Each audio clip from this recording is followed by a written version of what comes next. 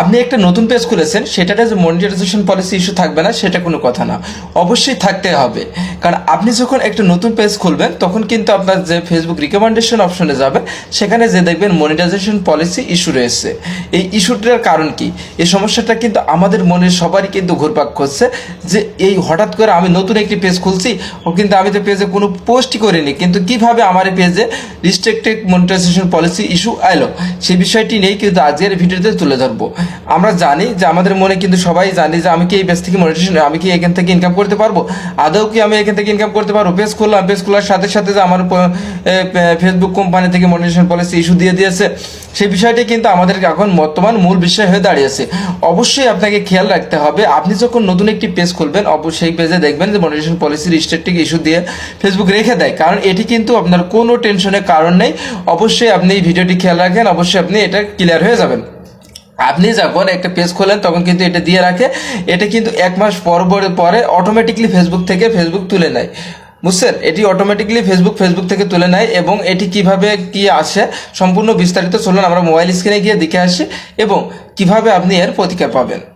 সর্বপ্রথম আমরা আমাদের মোবাইল স্ক্রিনে চলে আসছি। আসার পর আমার একটি নতুন পেজ রয়েছে, সেই পেজে আপনাদেরকে দেখাবো এই পলিসি ইস্যুটার কারণ কি এবং পলিসি ইস্যুটা কি আদৌ আমার পেজে আছে।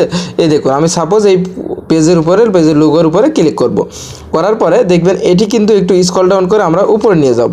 সাপোজ আমরা পেজের লোগোর উপরে ক্লিক করলাম, করার পরে একটু ওয়েট করবেন, করার পরে লোড নিয়ে আপনার পরবর্তীতে একটি পেজ চলে আসবে।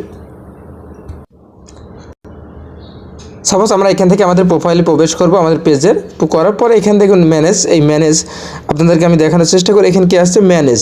সাপোজ আপনি এখান থেকে এই ম্যানেজে ক্লিক করবেন। আমি সাপোজ এখান থেকে ম্যানেজে ক্লিক করলাম, করার পরে পরবর্তীতে একটি পেজ চলে আসবে। এখানে দেখবেন যে আমার পেজটা কিন্তু নতুন পেজ, এই পেজে কিন্তু পেজ ক্যান রিকমেন্ডেড, এখানে কিন্তু রিকমেন্ডেড রয়েছে অলরেডি। এখানে কিন্তু আমরা এখান থেকে কি করব, এই যে পেজ রিকমেন্ডেশন আমি আপনাদেরকে দেখাই, এখান থেকে এই যে পেজ রিকমেন্ডেশন, অবশ্যই আপনারা এখান থেকে পেজ রিকমেন্ডেশনে ক্লিক করবেন।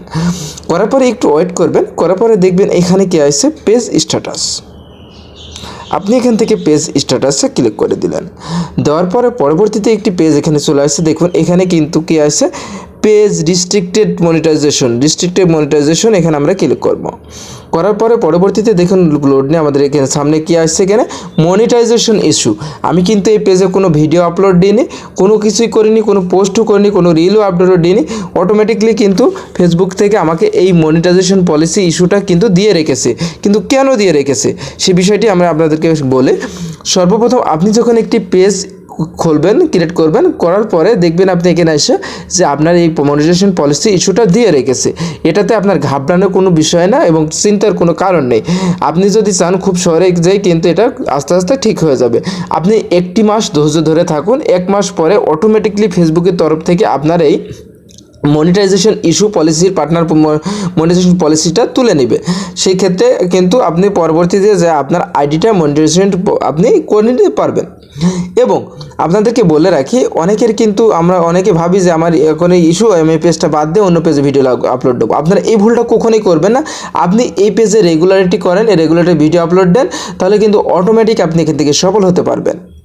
দর্শক বন্ধুরা, এই ছিল এখনকার মতো। আমাদের ভিডিওটি কেমন লাগলো অবশ্যই কমেন্ট বক্সে কমেন্ট করে জানাতে ভুলবেন না। আর আপনি যদি আমাদের পেজের নতুন দর্শক হয়ে থাকেন অবশ্যই পেজটি ফলো দিয়ে লাইক করে আপনার ফেসবুক টাইমলাইনে শেয়ার করে রেখে দিবেন। এবং আমাদের ইউটিউব চ্যানেলে নতুন হয়ে থাকলে অবশ্যই চ্যানেলটি সাবস্ক্রাইব করে পাশের বেল বাটনটি অন করতে ভুলবেন না। ধন্যবাদ সবাইকে।